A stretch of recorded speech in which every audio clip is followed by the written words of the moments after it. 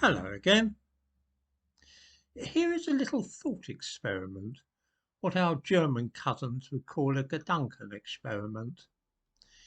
Imagine, if you will, that a fanatical young white Christian man, belonging perhaps to some white supremacist group, travelled 180 miles from London to the Yorkshire town of Dewsbury because he knew that many Muslims were living there. Once in the town, he hunts down some traditionally dressed Muslims and attacks them ferociously, beating one unconscious, breaking some of his bones, hitting another over the head with a bottle, and slapping a 16-year-old Muslim boy round the face. When the police catch him, they're very reluctant to charge him with a racially or religiously motivated attack, and instead they charge him with simple assault. Eventually, the Crown Prosecution Service changes their mind, and he is charged with religiously and racially motivated assaults. He appeared at the Thames Magistrates Court yesterday, and none of the newspapers or television stations wished to publicise the case. Now, at once, this sounds very odd.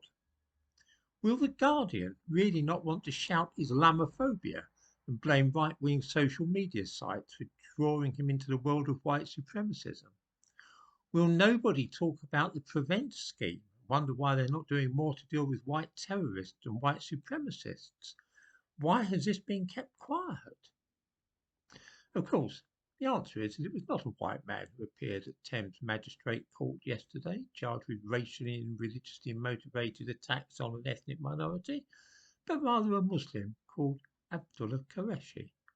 He may be seen in the thumbnail to this video. He lives in the Yorkshire town of Dewsbury, and it seems that he travelled 180 miles to London solely to find people who were obviously Jewish, that is to say, people dressed as the Orthodox dress, so that he could attack them physically. This is what the prosecution allege. He's already admitted attacking the three people in the Stamford Hill area of London.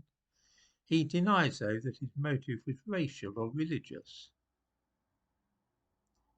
Here, then, is a case of what appears to be a deliberate racist attack of the kind which would be all over the news if it had been committed by, say, a member of the English Defence League. Because the attacker is a devout Muslim, though, nobody wishes to talk about it, and I doubt if any viewers have heard of the case. The only news website to cover the hearing yesterday was the Jewish News, which I give a link in the description to this video. Attacks on Muslims garner a good deal of publicity in this country, but those by Muslims against Christians and Jews do not seem to attract nearly as much attention.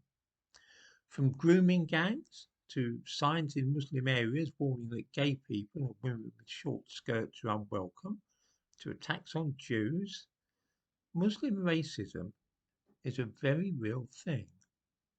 For some reason, though, while everybody likes to hear about Islamophobia, racial prejudice against white people and religiously motivated violence against Jews simply does not interest newspaper reporters or television news teams in quite the same way.